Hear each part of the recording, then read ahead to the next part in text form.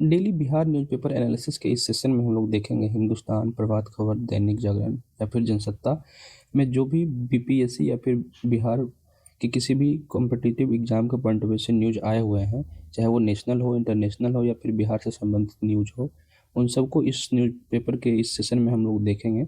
तो अगले 10 मिनट में आपको कुछ ऐसे न्यूज़ दिखेंगे जो कि किसी भी मैगजीन में आपको नहीं मिलेगा। तो चलिए शुरू करते हैं।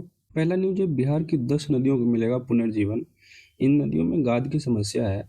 तो बस ये देख लो ये कौन कौन सी नदी है जहाँ ये गादों की समस्या का निपटारा किया जाएगा। तो मैं ये बात आपको गारंटी के साथ बता सकता हूँ कि ये आप लोगों को नहीं पता होगा। अगर आप इस क्षेत्र से बिलोंग नहीं करते हैं तो सच में पता नहीं होगा। आपके एग्जाम में ये एक नदी तो आ जाए तो आप कहेंगे कहाँ से पूछ दिया, पता नहीं। सारे बुक्स में दिए हुए हैं, बट आप एक बार यहाँ देख लो जो न्यूज में आए हैं वो ज़्यादा इंपॉर्टेंट हो जाता है।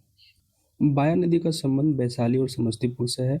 पुरानी कमलाधार, जीवछ या जीवछ कमला या फिर पुरानी कमला का संबंध मधुबनी जिला से है।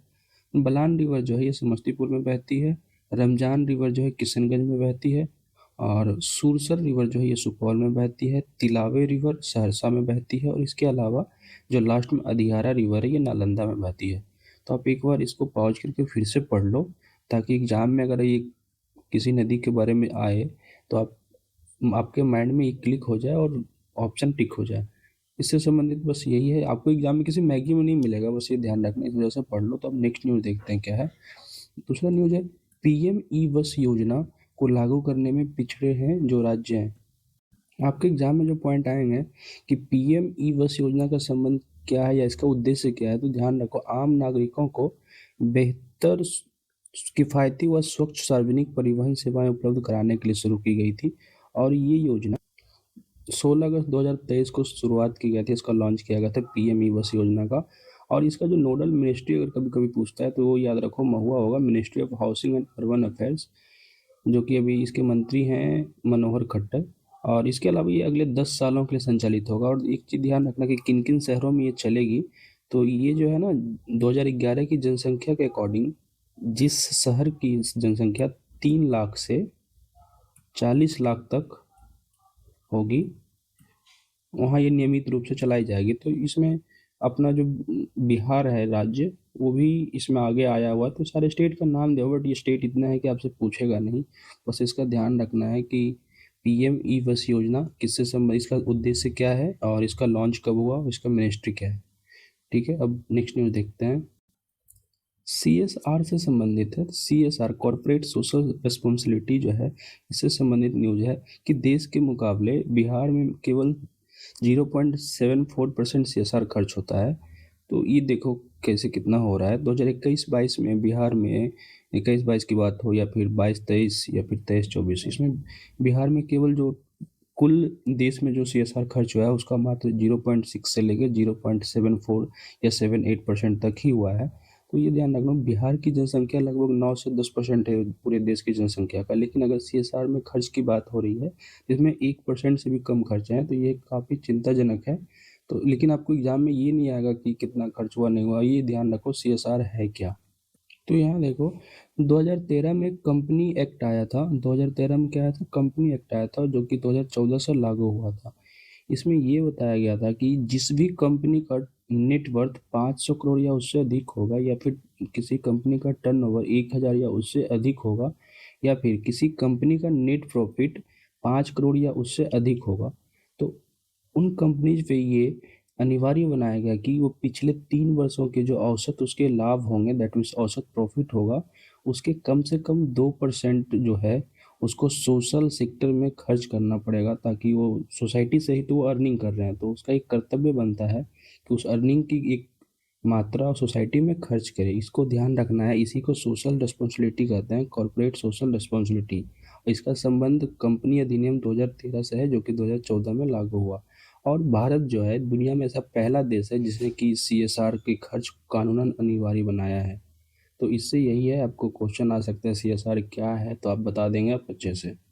हमने कल के न्यूज़ में भी देखा था कि जो भारतीय जहाज शिवालिक है वो गुजरात के मुद्रा पोर्ट पे आया हुआ था एलपीजी टैंकर लेके। अब दूसरा एक नंदा देवी जो एलपीजी टैंकर है, जहाज है भारत का, वो भी कांडला बंदरगाह पे आ गया। कांडला बंदरगाह का संबंध भी कहाँ से है, तो ये गुजरात से है। तो इस न्यूज़ के पॉइंट ऑफ व्यू से हम देख लेते हैं कि टोटल कितने हमारे पास मेजर पोर्ट हैं और कहाँ हैं। एग्जाम में अक्सर आते हैं, तो ये देख लो। टोटल हमारे पास मेजर पोर्ट की संख्या 13 है। और ध्यान रखो कौन कौन सा है, तो गुजरात के कांडला, मुंबई में 2 है। एक मुंबई पोर्ट, दूसरा जवाहरलाल नेहरू पोर्ट। तीसरा है मोरमुगाओ पोर्ट, चौथा है न्यू मैंगलोर पोर्ट और पांचवा है यहाँ केरल में कोच्चि पोर्ट। ध्यान रखना, अगर पूछा जाता है, ये हो गया आपका वेस्टर्न कोस्ट पे, और ईस्टर्न कोस्ट पे देख लो भी 6 है और एक के साथ बे ऑफ बंगाल में 7 है।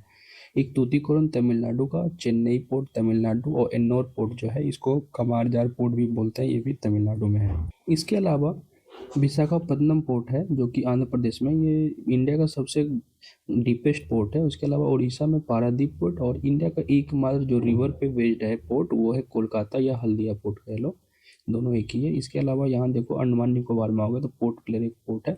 ये टोटल 13 मेजर पोर्ट है इंडिया का। इससे कई बार एग्जाम में क्वेश्चन देखे गए हैं, पूछ लेगा ये पोर्ट किस राज्य में है, या फिर 4 ऑप्शन दे देगा कौन सा मेजर पोर्ट है कौन सा माइनर पोर्ट है। तो अब आप इसे अच्छे से कर लेंगे।